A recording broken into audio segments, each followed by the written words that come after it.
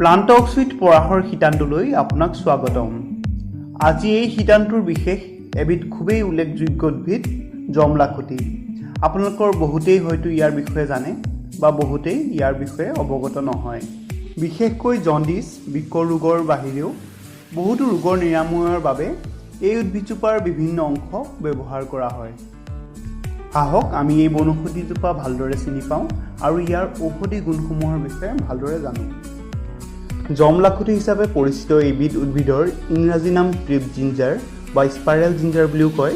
ইয়াৰ বৈজ্ঞানিক নাম চেইলোকষ্টাছ স্পেচিওছাছ। ই জিঞ্জিবেৰেচি অৰ্থাৎ আদাৰ ফেমিলিৰ অন্তৰ্ভুক্ত। ইয়াক দেৱী টুকন বুলিও কোৱা হয়।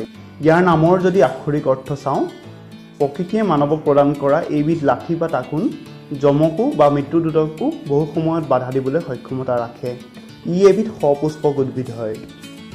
প্ৰাচীন কালত চকুৰ সৌন্দৰ্য বৰ্ধনত ব্যৱহাৰ হৈছিল বুলি কামসূত্ৰত ইয়াৰ বৰ্ণনা দিয়া আছে। ইয়াৰ উপৰিও অতীজৰ পৰাই আয়ুৰ্বেদত বিভিন্ন ঔষধ নিৰ্মাণত ইয়াৰ ব্যৱহাৰ হৈ আহিছে। সাধাৰণতে এইবিধ উদ্ভিদ জেকা আৰু সেমেকা জলবায়ুত পোৱা যায়। এছিয়া, আফ্ৰিকা আৰু আমেৰিকাৰ গ্ৰীষ্মপ্ৰধান অঞ্চলত এই গছ বেছিকৈ দেখা যায় আৰু দক্ষিণ পূব এছিয়াৰ ই থলুৱা উদ্ভিদ। ভাৰতত অসম, হিমাচল প্ৰদেশ, কেৰালা, মহাৰাষ্ট্ৰ, অন্ধ্ৰপ্ৰদেশ, তামিলনাডু আদিৰ বনাঞ্চলত এই গছ যথেষ্ট পৰিমাণে পোৱা যায়। বহু ঠাইত এই গছৰ খেতিও কৰে। এই গছজোপাৰ পৰিচয় পাবলৈ হ'লে আমি লক্ষ্য কৰিম যে এই গছজোপাৰ উচ্চতা 8 পৰা 10 ফুট হয়। ইয়াৰ শিপা আদা বা হালধিৰ দৰে, যি মেডিচিনেলি খুবেই ইম্পৰ্টেণ্ট। ইয়াৰ গা গছটো মঙহাল হয় আৰু ইয়াৰ গাঁঠিবিলাকৰ পৰাই পাতবোৰ ওলায়। ইয়াৰ গাঁঠিবোৰ যদি কাটিং কৰি মাটিত দিয়া হয়, ই তাৰ পৰাই নিজে নিজেই উৎপন্ন হয়। গভীৰ সেউজীয়া ৰঙৰ ইয়াৰ পাতবোৰ খুবেই দীঘল হয় আৰু গুৰিৰ ফালে বহল আৰু আগফালে ক্ৰমে সৰু হৈ আহে। জমলাখুটিৰ ফুল সাধাৰণতে বাৰিষাৰ পিছত অক্টোবৰৰ পৰা ডিচেম্বৰ মাহত ফুলে আৰু এই ফুলৰ বৰণ বগা হয়।